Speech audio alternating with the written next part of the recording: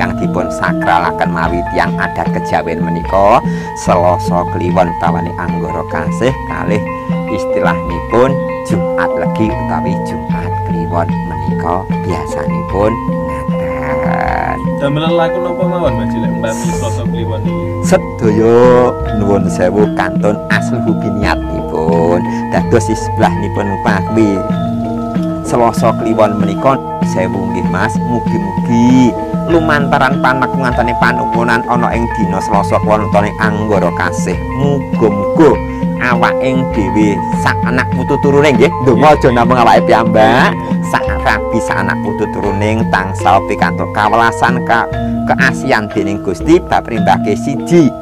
penake wong ngomong wong urip niku sing penting pinaringana slamet pikantuk welas asing Gusti Allah ingkang arupi keselamatan angka kalih